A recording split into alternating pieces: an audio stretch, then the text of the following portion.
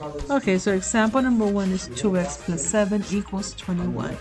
First thing that you do is look for the equal sign and put a line going down. And then from there, we're going to box in the number and the x on the left side. And on the right side, you're going to just circle the number by itself. Whatever's left over, that's what you're going to do the opposite. What's the opposite of plus 7?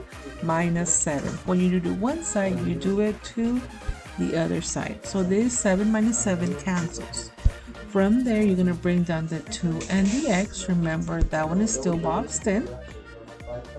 And then from there, you're going to subtract 21 minus 7, which is going to be 14.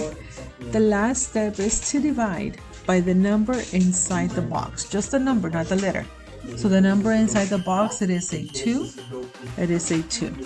And so the answer is going to be x equals 14 divided by 2. It's going to be 7.